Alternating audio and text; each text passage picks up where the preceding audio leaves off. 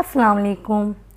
ایک دن پیارے آقا صلی اللہ علیہ وسلم عید کے دن گھر سے مسجد کی طرف تشریف لا رہے تھے تو راستے میں آپ نے کچھ بچوں کو کھیلتے ہوئے دیکھا۔ انہوں نے اچھے کپڑے پہنے ہوئے تھے۔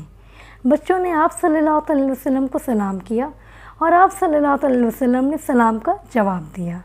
آپ آگے بڑھے تو آپ نے ایک بچے کو اداس بیٹھے ہوئے دیکھا تو آپ اس کے پاس گئے اور اس سے پوچھا، بیٹا آپ یہاں اداس کیوں بیٹھے ہوئے ہیں اور آپ ان بچوں کے ساتھ کھیل کیوں نہیں رہے ہیں؟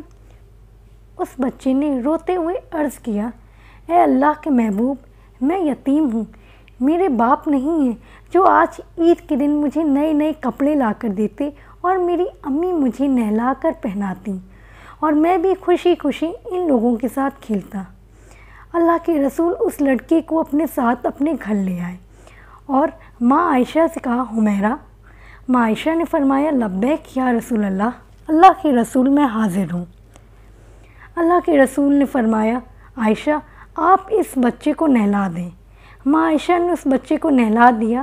پھر اللہ کے نبی نے اپنی چادر کے 2 ٹکڑے کیے، ایک ٹکڑے کو تہبند کی طرح اس لڑکے کے باندھ دیا اور دوسرا ٹکڑا اس کے بدن پر لپیٹ دیا۔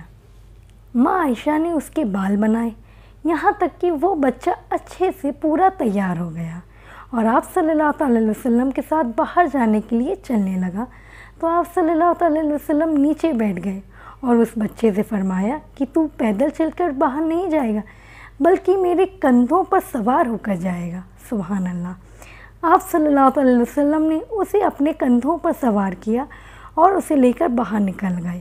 پیارے نبی کو اس بچے کے ساتھ دیکھ کر باہر موجود لوگ بہت خوش ہوئے اور وہاں موجود بچے کہنے لگے، کاش ہم بھی یتیم ہوتے تو ہمیں بھی حضور پاک کے کندھوں کا شرف نصیب ہوتا۔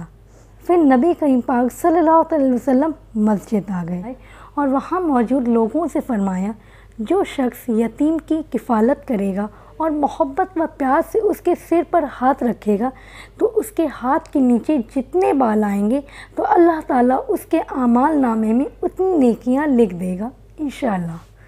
آپ کو میرا یہ چھوٹا سا پیارا سا واقعہ کیسا لگا مجھے کومنٹس میں ضرور بتائیں۔ ویڈیو اچھا لگے تو لائک کریں، فیملی اور فرینڈس میں شیئر کریں۔ مزید اور واقعات سننے کے لیے میرے چینل کو سبسکرائب کریں۔ فی امان اللہ، اللہ حافظ۔